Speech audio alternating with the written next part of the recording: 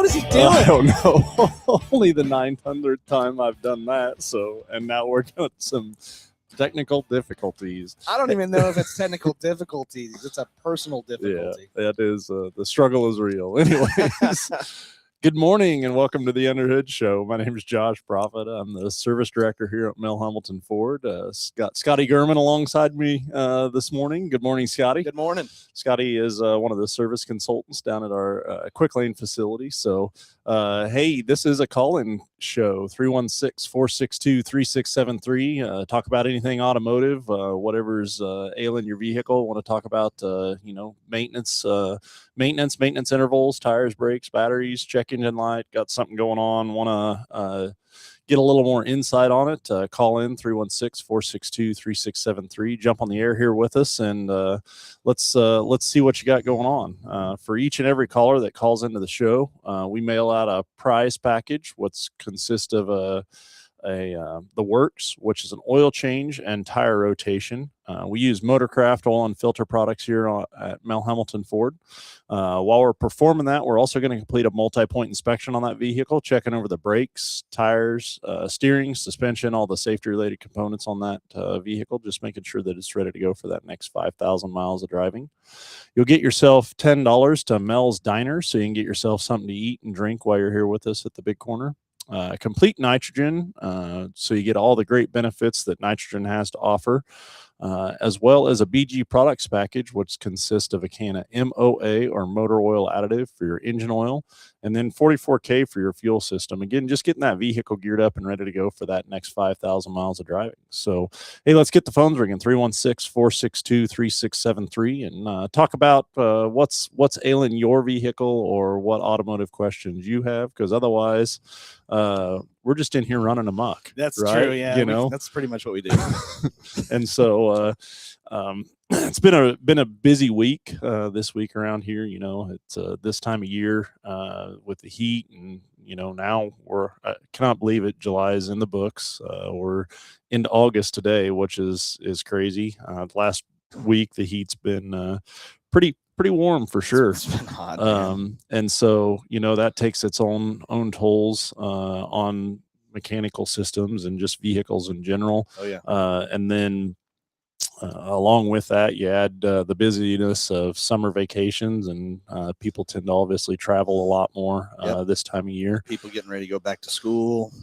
And then, in addition to that, is the back to school side of things, Yeah. like you're saying. And so getting ready to send, son or daughter off to college, and That's been like 90% of what I've had.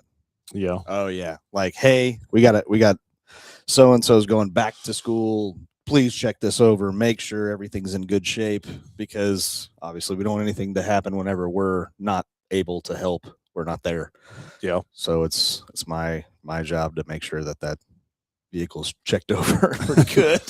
I understand. So I've got a question. I'll put it out there for our viewers, but then kind of you'll be thinking about it too in relationship to just dealing with customers on a day-to-day basis. Sure. And where the question is this: so fuel prices obviously becoming higher and higher and higher.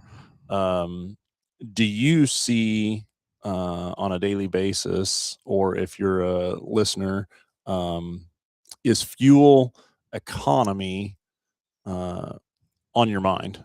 And what I mean by that, so years ago, I can think back, being in this industry for as long as I have, many years ago. I mean, this was around probably the 2000s or so, when fuel was up around $4 or $5 a gallon for a gallon of unleaded fuel for a little bit, maybe closer to the $4 a gallon. But really at that point in time, you've seen a real spike on consumers and being focused on fuel economy and maintenance related items to do with fuel economy, and things like that. But the fuel efficiency of the vehicles at that point in time was nowhere near what it is today. Correct. And so the question is, okay, now that the fuel efficiency of these vehicles has gotten so much more. I mean, we're getting out of a, you know, F-150 pickup, we're getting what we 18. would have got out of a conventional sedan, Yeah. you know, years ago, or Yeah. even years before that. And so as a consumer, do you think about fuel economy and related items? So in what you deal with day in and day out and helping people as they come in, like, is that a topic of, hey, what can I do to increase my fuel economy, or you know, things like that, I guess, is the question. I would more or less say it's probably like a 60% of the customer base, I think, does. They're very, very fuel economy or fuel efficiency conscious, and so they want to do everything that's fuel efficient with their vehicle out of their mouth. Now, out of my mouth is a completely different thing, Sure. right? So it just kind of depends on the situation, but yeah, I would say that, especially with fuel prices being what they're at, it's definitely something that you want to talk about, like things that you can do that don't cost anything that helps you with your fuel efficiency. Well, and I don't think the average consumer, so for one, I don't think the average consumer spends a whole lot of time thinking about that, you know, Sure. as far as the day-to-day things, Oh, right? yeah, Because yeah. there are a lot of things that you can do to help get better fuel economy. And it's, you know, some simple as stuff as just literally making sure that your tire I was pressures getting ready to say that's the one. are making sure that your tire pressures are where they need to be, you Yeah. know, Oh, because yeah. if it's low, you're going to have more drag, you're going to have more wear on the tire, stuff like that. But even, I mean, it starts at just how you drive.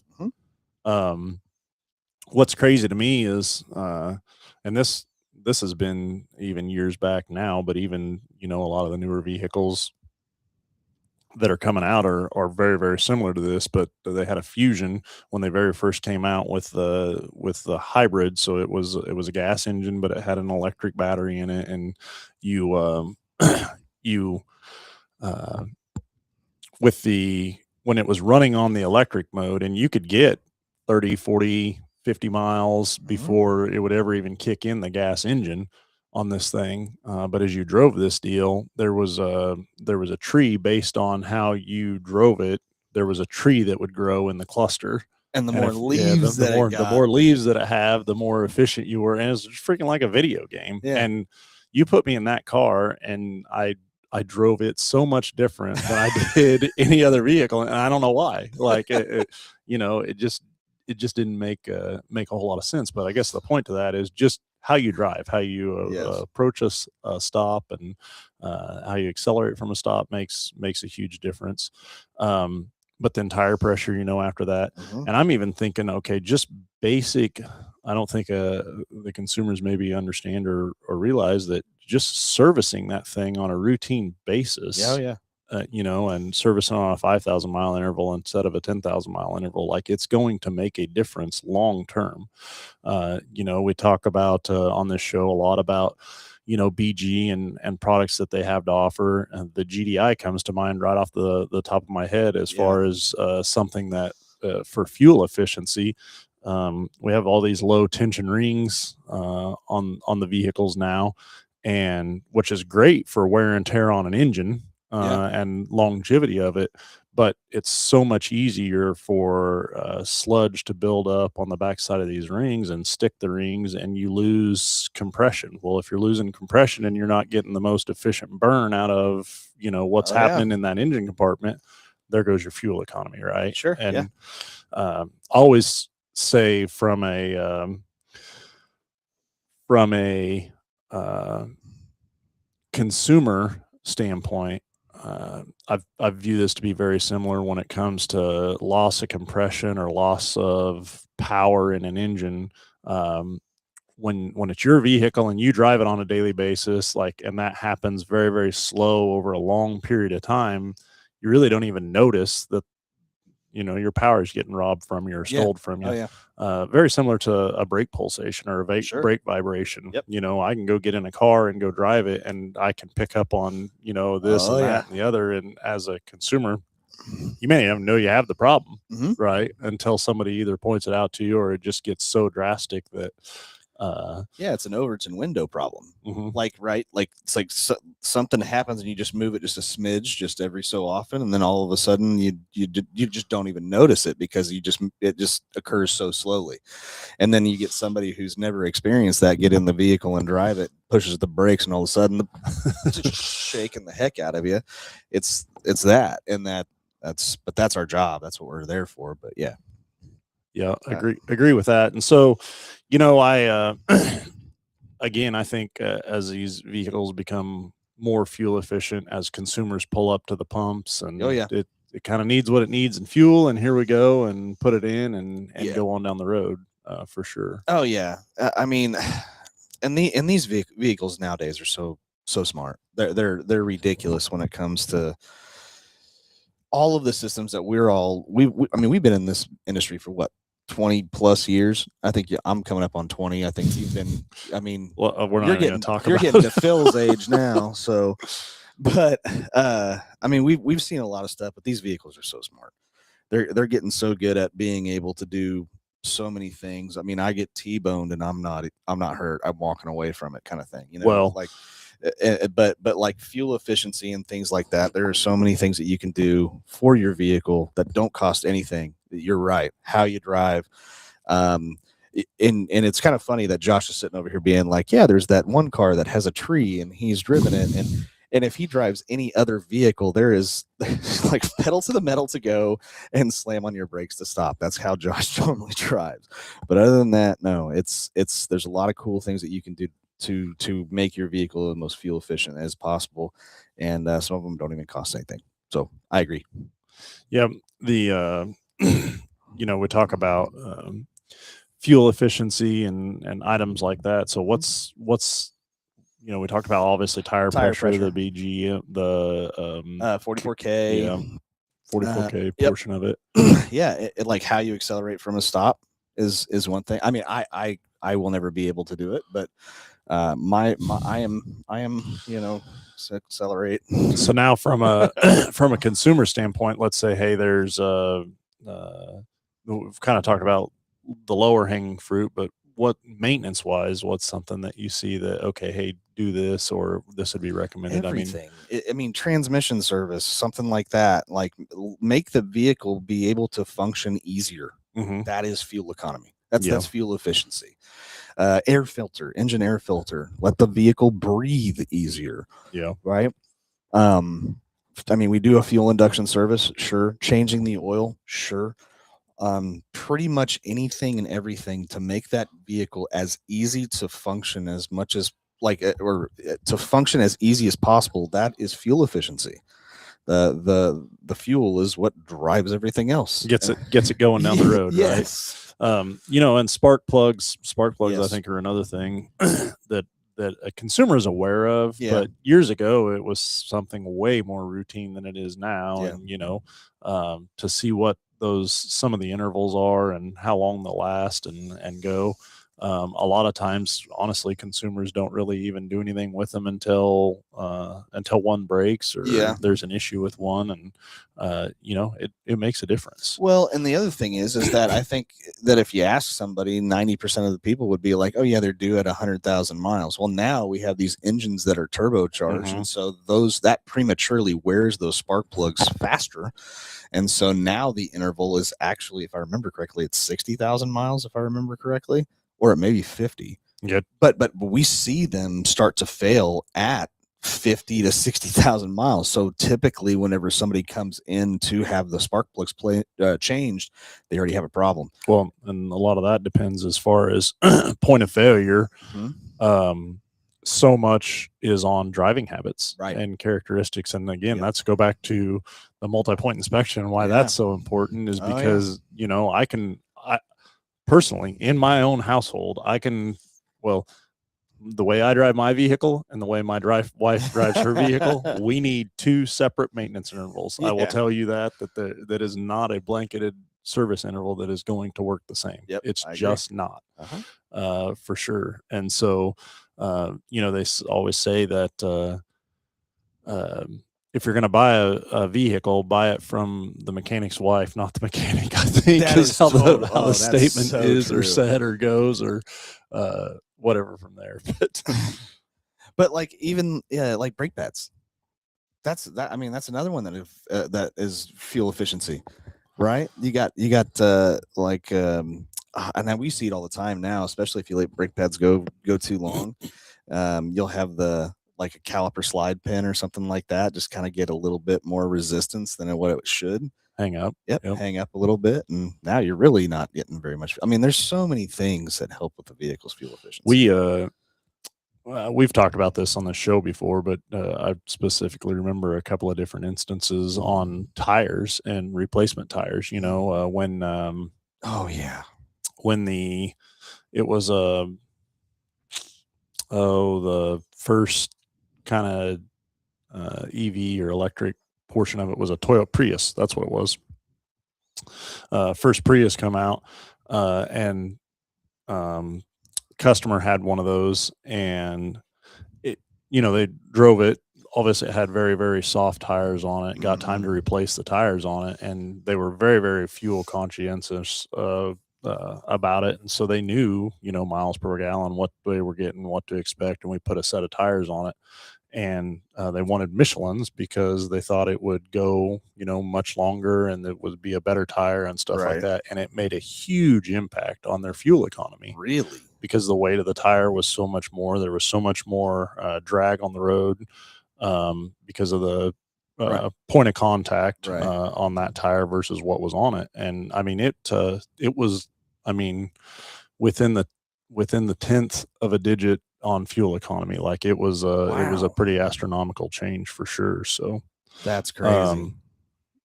But yes, something as simple as selecting a tire when you go to replace it is going to make a difference on your fuel economy for sure. So for sure.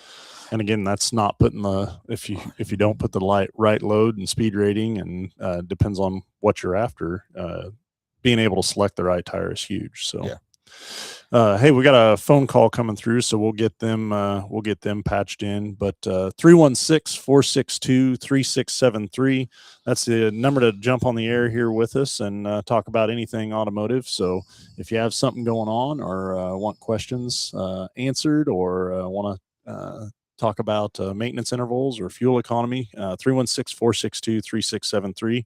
And let's go to the phones and talk to Michael. Michael, you're on live with Under the Hood. Good morning. Yeah, I got a question. I got a 2024 Ford Escape. I bought it rusty Ford. Mm-hmm. And I was just calling about the oil changes because they only do them every 10,000 miles. Yeah, that's every 5,000 miles is what that thing needs to be changed. So there's a couple of different in the owner's manual itself. There's a couple of different maintenance standards, is what they would call them. There's a severe standard all the way up to just a regular standard. Severe duty maintenance is operating, the definition of that is operating in, dusty conditions. Dusty conditions. And I'm not sure how much you've been in Kansas, but the wind blows around here all the time. Like there's dust just about everywhere in that sense. And so I've torn many engines down. We've seen a lot of stuff come through the shop back here. You can never over maintain a vehicle when it comes to something like that. Well, like on these new cars, you got the 100%, and when it gets to 0%, it's like 9,000 miles. So depending upon, there's a lot of things that go into that algorithm, driving cycles, operating temperatures, things like that. And you can, maintenance interval light will go anywhere from probably around a 7,000 mile interval all the way up. I've seen them as high as around 12,000 miles. And again, Michael, it really varies in how you're operating that vehicle. If you're, let's say you travel, and you get up and you start in Wichita and you drive to, Dodge City, and that's your mileage interval. Because you start that truck, you get it up, or vehicle, you get it up to operating temperature. You're able to boil all the condensation that's produced in that engine as it gets to operating temperature. It's had time to burn all that condensation off, and then you shut it back down. Like, that person is going to service that vehicle differently than somebody that starts their vehicle up and drives it 3 blocks to work and shuts it off, and then starts it 3 blocks and drives it back home later on that evening. Like, the amount, because you never even get that vehicle up to operating temperature to get the condensation out of it and stuff like that. And so, not only that, Phil says something all the time that it just repeats over and over in my head. All they care about is getting you past the warranty or the warranty time, which is 60,000 miles. So you're changing the oil 6 times between that.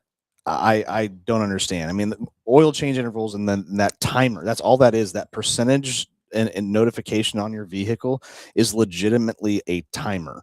And that is all that is. It's, Okay. I mean, especially with us in Kansas, we have extreme heat and extreme cold. And we are probably in one of the craziest climates in the United States. And so to change your oil every 10,000 miles, at least to me, if you're going to keep that vehicle for a long period of time, is just crazy. So we should change it every 5,000 Every miles, 5. no matter what. Yeah. That's Yeah. what I'm asking. Yep. So, and then how do you, if I serviced it myself and then take it to Rusty at Ford, will that light change, or you just so keep the mileage and just change it every 5,000 miles? So the light is like we were talking about. It is an algorithm, and when we service a vehicle, we go into the computer and we reset that parameter and let the computer know, hey, it's been reset, or excuse me, that it's been changed. And so then it restarts that algorithm over.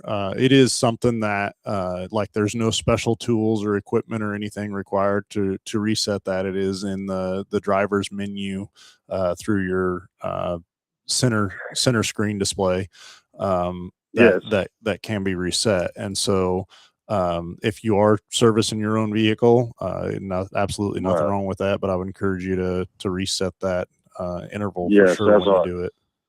Well, no, I got free oil changes, but like I said, they only do it every night, whatever. When the light changes, they do. Yeah, gotcha. So they're servicing it solely off of the light. Okay. Yeah. No, I'm asking that. Yeah, they're servicing it solely off of the light, is what you're saying. Mm-hmm. Yes. Gotcha. Basically, Okay. Yeah. Yeah. So then, if you changed it in between intervals, in between intervals of them changing it would be probably the best thing to do, and then just not reset the light. The other question that I would have had for you is do you have any kind of extended warranty on the vehicle at all? Yes, I do. You do? Okay. Mm-hmm. Absolutely no problem with changing your own oil. Just be very, very careful and conscious that if you have an extended warranty and you're changing your own oil, and if you have something in the future that ends up happening, you have to be able to provide proof that that oil was changed, and a receipt for an oil and filter is not going to do it. I'm just being honest with you. And like I said, I might just start coming over there. I live a long ways from there, but sure, we go to Wichita quite a bit, so I could I'm just asking. I wanted to ask you guys, because I think you're right. We need to start changing it every 5,000 miles. So. Yeah. And here's the, the ultimate goal is, like, what's the intent with the vehicle? How long are you going to have it? And, if the answer to that is I plan on having it for, obviously longer than 60,000 miles or quite a while. And don't get me wrong, in any way, shape, or form, like, I don't want you to I don't want anybody to mistake care of their vehicle and trade that off to the next consumer. But yes, the odds of probability, right? If you're keeping something for 30,000 miles, you probably change oil on it once or twice, and then it's the next person's problem. Yes. But that's not the right way to do it either. Yeah. But I'm not doing it like that. And if your intent is to keep the thing for, 100,000 miles, how you take care of it in the early stages of ownership is going to determine how it's going to treat you towards the end of your guys' relationship. Right. And so, the more you invest in it now, the better off it'll be, in the long run. That's for sure. why I was, okay. Yep. That's what I needed to know. So, nope. Great questions. And these maintenance interval lights, I have went round and round with people. I've in fact on an advisory board now, and it's something that's a pretty hot topic again, even at this point. And they've been around for years. I mean, they very first started, I can think all the way back in 2000s, early 2000s, is kind of when they came about. And everybody's push, or manufacturers wise, everybody's push at that point was, well, we need cost of ownership down so that when somebody's look at purchasing a vehicle, we can say, hey, it's cheap to maintain, or cost of ownership's not that much. And I have never seen anybody purchase a vehicle based on cost of ownership stats, for one. But then two, the other thing that bugs me about these maintenance intervals or maintenance lights is it's an algorithm. So it's based on time and mileage essentially. But nobody's driving conditions or situations are the same. And so you just can't put a blanket out there on that and say, hey, this is what you need to do and when you need to do it. So I got examples. Yeah. But anyway. Yeah. But hey, great question. I appreciate the conversation. And if there's any way we can help you and get that thing serviced for you, by all means, please let us know. Okay. Okay. Thanks, Michael. Have a great day. Thanks. See ya. Bye. Yeah. Hey, 316-462-3673. That's the number to jump on the air here and visit with us. If you want to talk about maintenance intervals or fuel economy or whatever you got automotive related, give us a call, 316-462-3673. So I've got an example to go along with that. I know we wanted to, kind of move on, but I have a very good example of something what we were just talking about. Okay. The city of Wichita police cars. Yep. They change their oil every 5,000 miles, but there's a certain thing that these vehicles are driven for and do that may not even be enough. So what they do is they typically sit someplace and idle for hours. Yep. And I've had quite a few of them to where we ended up putting engines in a couple of them. I'm like, what in the heck is going on? Well, it's because they don't change their oil to frequent enough. Yeah, frequent enough to what they use them for. And so, they may change them every 5,000 miles, but the amount of idling is like changing them every 15. Like that's another thing that you got to take into consideration too. Ran into that exact same situation or scenario with the Haven Police Department. Yep. They've got three or four different pickups that we service, and we're first started performing the services, and we're going by oil change records, and I'm like, hold on guys, hold on, time out, and think about idle time and what's going on there, and it was almost 3 to 1 that it should have been done versus what was actually done. And again, it's just whenever you say everybody has it, you can't just blanket statement something. That you're exactly right, because that is another thing you got to take into consideration. Yep. Nope. I agree with that 100%. And again, I go back to like I told Michael,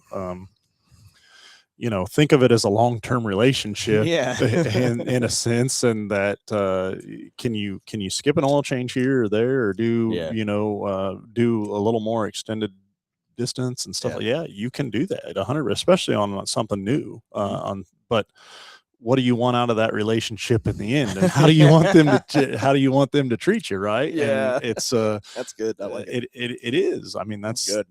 It's 100%. Reality, for sure, when it comes to that. And then you had made mention or talked about just extended warranties, and that's another thing out there that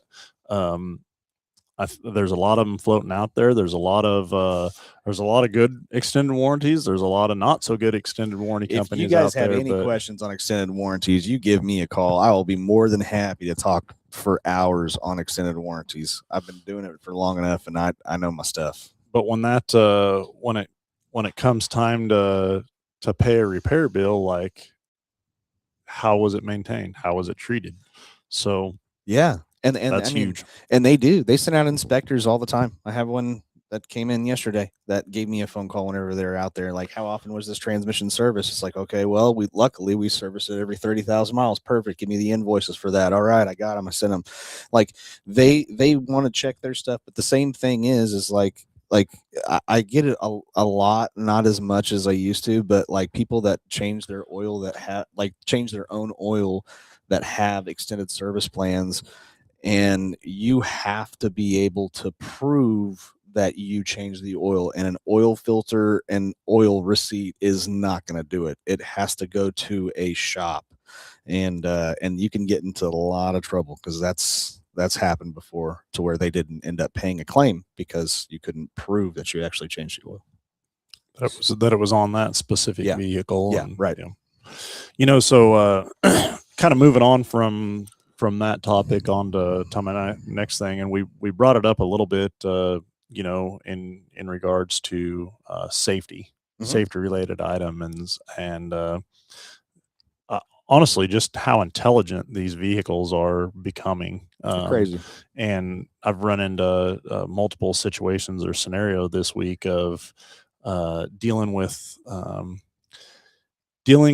things that consumers were trying to do to a vehicle, a new vehicle or a newer vehicle, that just basically the vehicle was too smart to allow them to do it. And where I was headed with that, so I've got one consumer had a pickup, and we're trying to wire in something into the trailer connector, or the trailer pigtail, that wasn't a trailer. What on every other pickup you would be able to do, but because now there's there's the intelligence in the trailer control module and stuff like that, and allowing this vehicle to decipher, what's a trailer, what's not a trailer.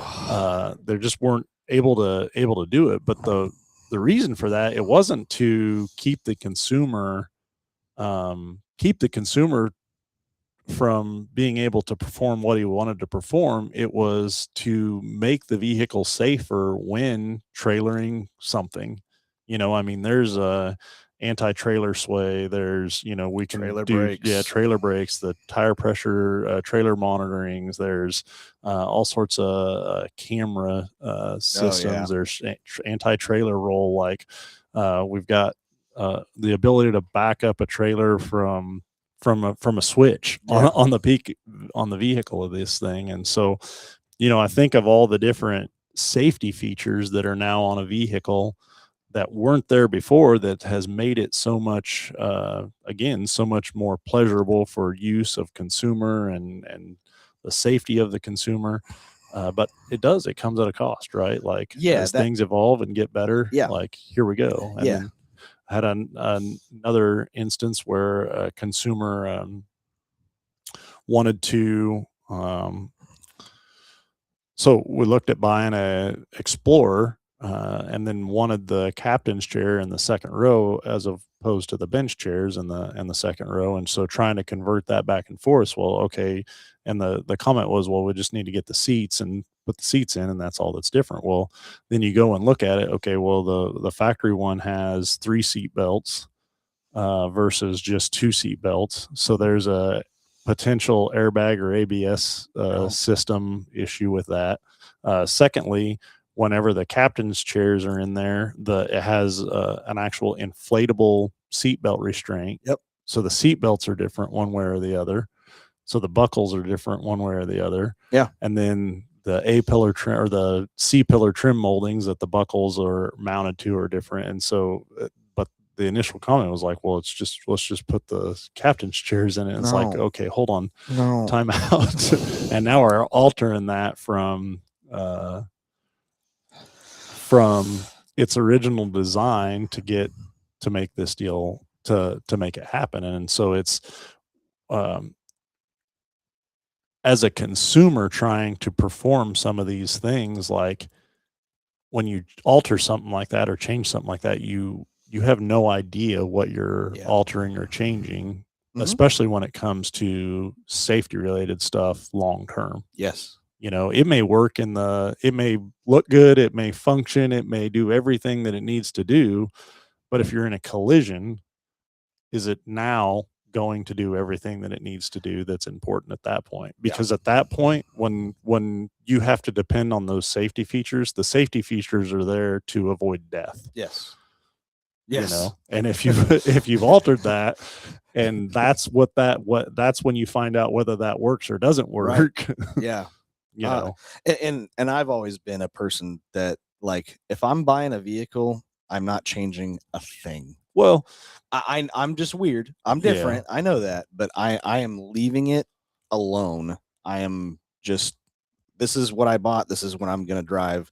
And I'm not putting oversized tires or anything like that on this vehicle. So that's a minor one that a lot of people do. Yeah. And I think there's a place for that. And I think there's a lot of consumers that potentially do that. And I also don't think that there's anything wrong with customizing your vehicle. Sure. But there's a right way to do it and a wrong way to do it. But and I use the oversized tires as an example all of the time, because that anymore, at least on the current modules that we have, we cannot program the vehicle to know that it has oversized tires right now on these new vehicles. You have to have a tuner in order to do that. So your speedometer is going to be off. You can get a speeding ticket or whatever the case may be, but the vehicle was, and it's a technician that works here at the dealership, but he explained it so well to me that it's like, there are engineers from all over the world that design this vehicle to have this particular tire, this particular size, this particular blah, blah, blah, blah, blah. And it is the most efficient that it can get. And the things that you change from that point on makes it less efficient. Well, and I'm like, that's a good way of putting it, dude. Or at that point, anything beyond that, you're now an experiment. Yeah. Right. And you know, with the lane sensing systems and the adaptive cruise control and all the collision avoidance and collision mitigation and everything that goes into these vehicles. And it doesn't matter whether it's a Ford, Chevy, Dodge, it doesn't matter what the nameplate is. Everybody has that.